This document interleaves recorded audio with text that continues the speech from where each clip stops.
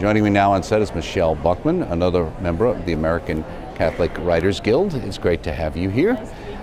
Turning in Circles is your latest work. Some people might know you from an earlier book, Rachel's Contrition, right? Now, are these books related at all? No, I do tend to write themes about people recovering from things, and they are related that way, but they're not a sequel. Okay, so tell us about Turning in Circles, which is listed here. You got Earl Hamner Jr., people remember from the Walton sayings, suspenseful, illuminating an unforgettable story. How'd you get him to endorse it? Did he actually read it? Yes, he did. We were internet friends for a long time and conversed a lot. And one of the characters, Ellerby, is modeled after John Boy Walton because he rides a horse around town. Okay. And so it kind of inspired that character, and he was really happy about that. Okay, and what time is this actually set in? Is this modern times? It's modern times. Okay, and you also have Dolly Parton. You got her as well. Yes, I did. There's a connection, right?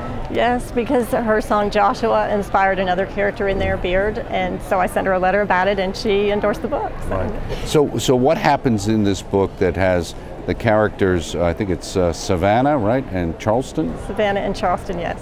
So who are they, and why should we care? They are two sisters that are very, very close until bad boy Dylan comes along and starts hanging out with the younger sister and pulls her into some really bad situations. And the older sister, Savannah, is desperate to keep them apart. And so it's a story of what happens. And where is it set? In the Carolinas. It's very southern, and in fact one reviewer described it as being a slow spinning top that is in reverse, because it starts very slow and southern and gets faster and faster and faster as the story unwinds. Okay. And how does the faith come out in this, or does it?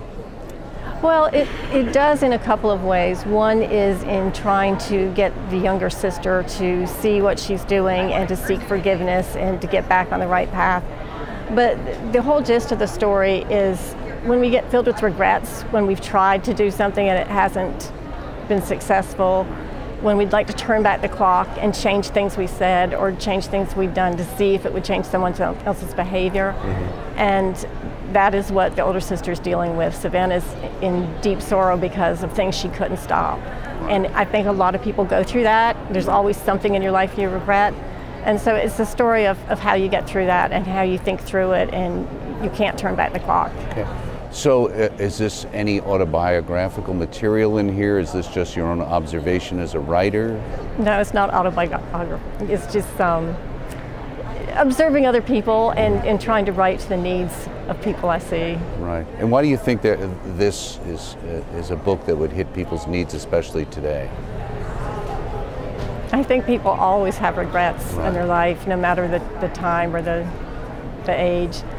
But I think there's a lot of things now that we're pressed by so many different social issues and different decisions, and so lots of pressure on. Yeah, a lot of pressure. And what's the age group of the sisters involved in this story?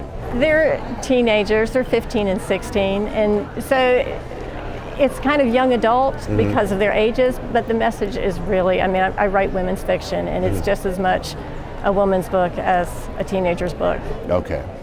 And has that been the response you've gotten so far? Yes, I get both ages reading it. So And are you working on another title? I am, but it's really too soon to talk about it. And where do you come up with your ideas?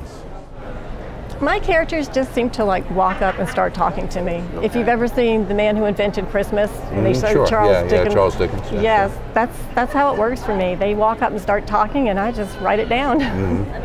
And do they lay out the entire story for you before you start to write it, or does it unfold as you go about writing? No, it comes to me in pieces, and I just write it as it's introduced to me. And I usually know the beginning and end, but everything's just developed. Where do you find time to write? In the wee hours. Well, very good. Well, thank you so much, Michelle Buckman, author of Turning in Circles and her earlier work, Rachel's Contrition. Thanks for stopping by, a member of the Catholic Writers Guild here at the Catholic Marketing Network. Thanks. Thank you for having me.